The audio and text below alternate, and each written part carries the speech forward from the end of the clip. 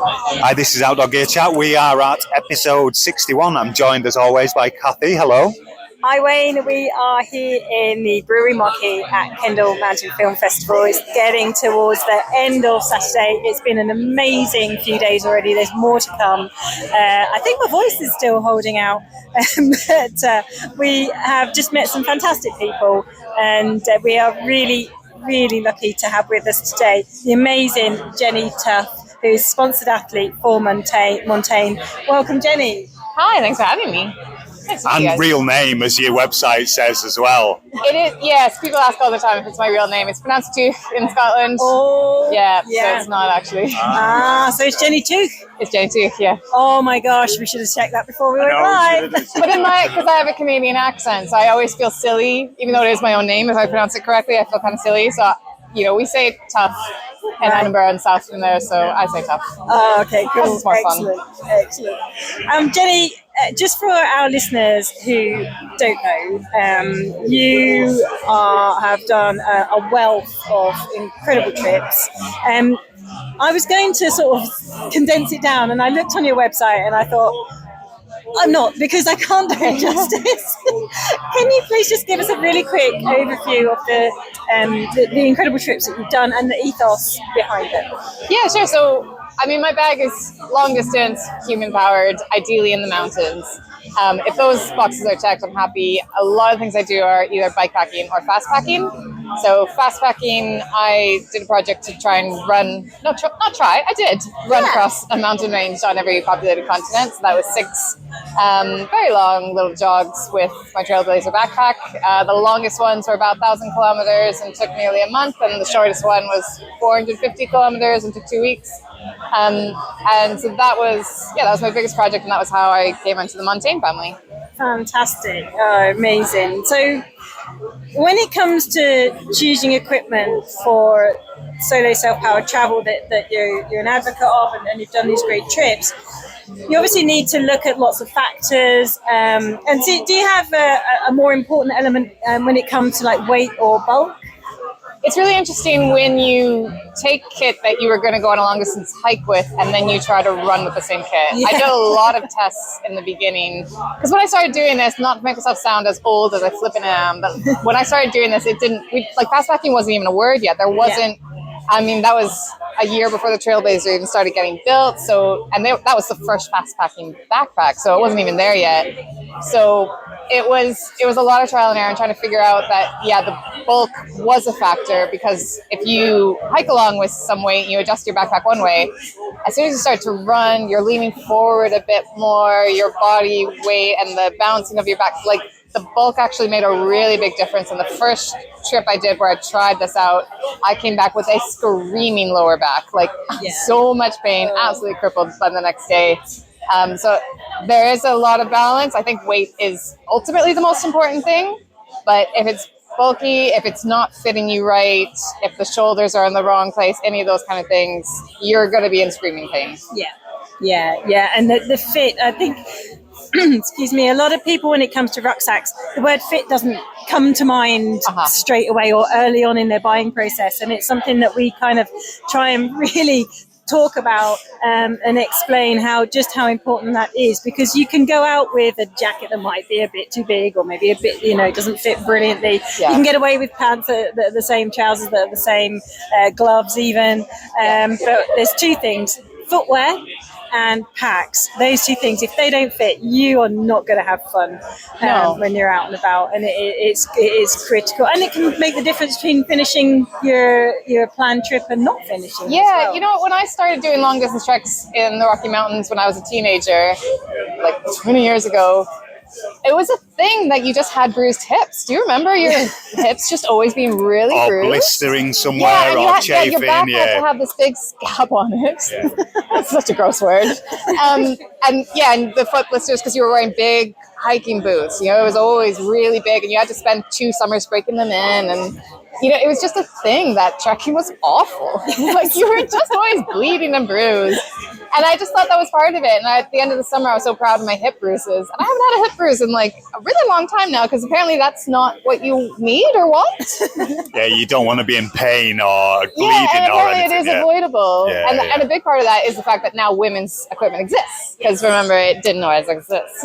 No. In fact, I was just going through some kit actually recently. So my first rucksack was a women's specific Berghaus rucksack, and that was bought in the very early 1990s. Okay. And is there a flower on it, so you know that it's for you? No, it was pre the flower. Pre the flower. That's shit on other brands. Sometimes you do that. Yeah. No, I've still got it because I can't get rid of it because I've done so much stuff with it. But it's all falling to pieces. It's delaminating. It's not in a good place. But it's in the loft and it's up there. And I know so it's my comfort rucksack up in the loft. Yeah. You know what happened to my comfort rucksack? And Hannah's sitting beside me for the sake of the podcast listeners. I didn't tell her my Trailblazer, which ended up being like making the rounds on Montane stands, that, you know, this is Jenny's like bloody and dirty backpack that she ran across a bunch of things with. I never told Han that there was an accident with some bear spray, and the backpack, that was years ago, and I've watched, like, you cannot get bear spray out of anything.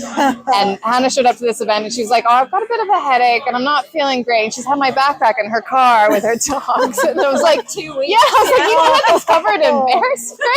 Oh, so you were slowly poisoning Hannah. Yeah, basically. And so I don't know where that backpack is now. Basically, no one wants it. I wished I wanted it, but I don't want it in my house. I gave it to you. Oh, shit. Oh, yeah. I gave it to you. It's somewhere, I'm sure. At least it didn't get skunked. Yeah. I don't know if it's as bad or not. Powerful stuff. So your routes take you sometimes over high altitude terrain, sometimes extremely cold terrain, always extreme terrain. Yeah. How do you go about protecting your extremities, like your hands in particular?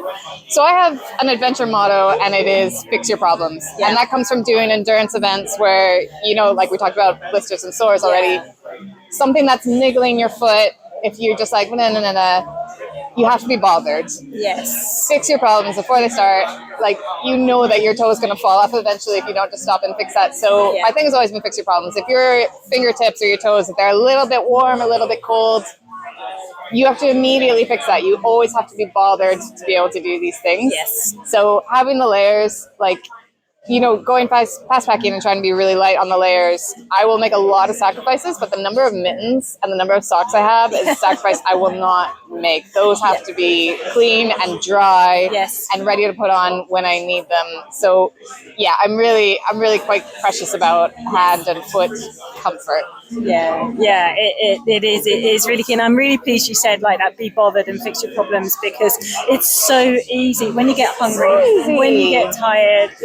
I'll do it at the top of the next hill. I'll do it at the next checkpoint. And it is so easy to fall into that trap.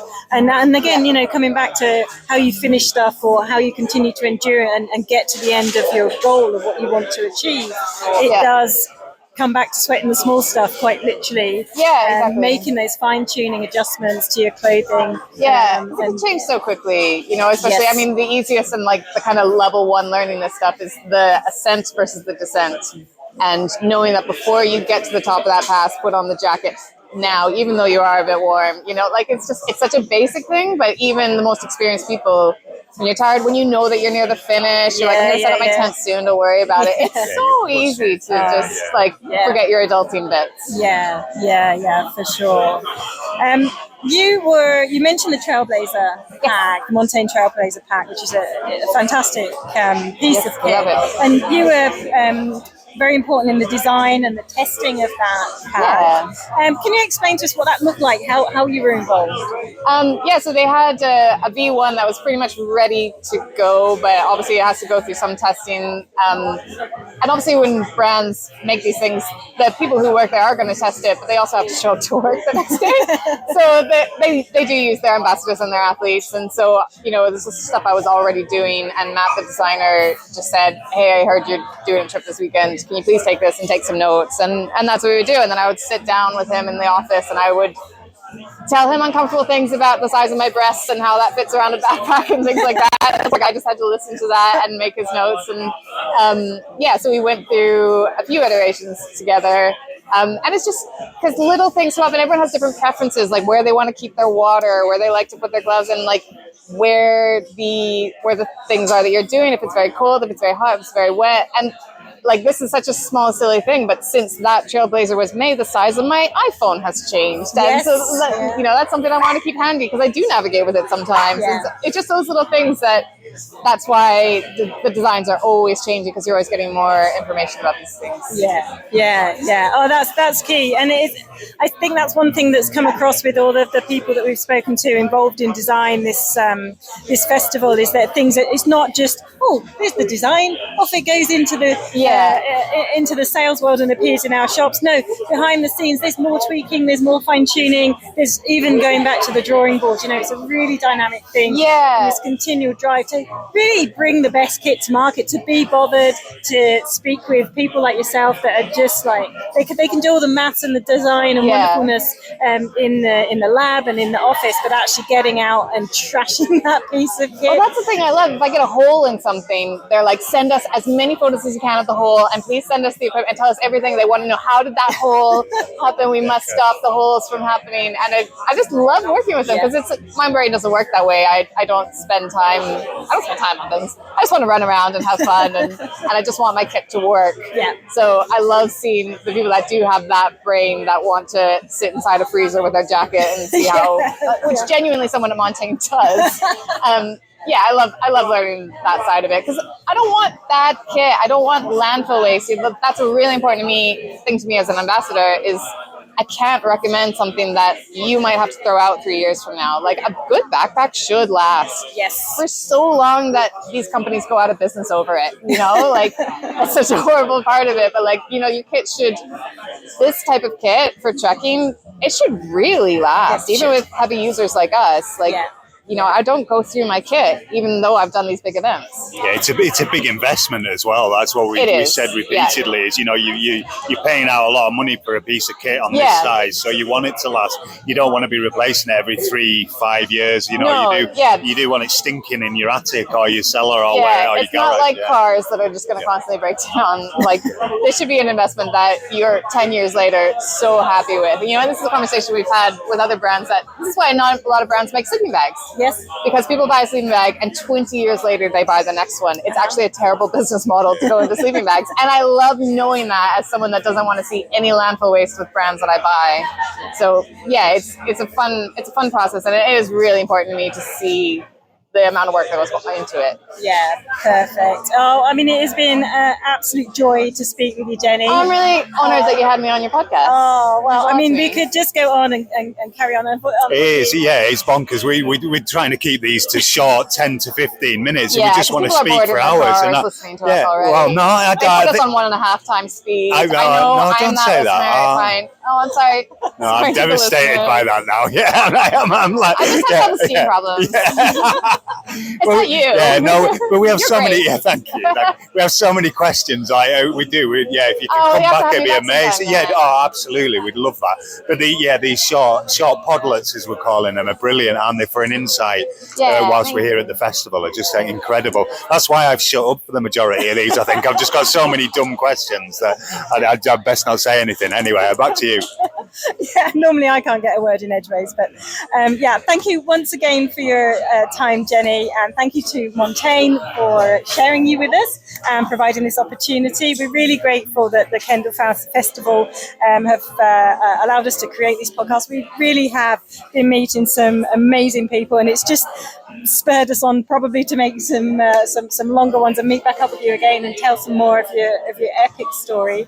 I know you've got a book, a film, and we'll put all of those links in our show notes. Oh, thanks very much. We'll also put a link to Montane items, and we have, of course, a huge range of lovely Montane items in our shops, and you can access those online at www.climbers-shop.com, and we have a wealth of peripheral information free to access at www.joebrownoutdooracademy.com.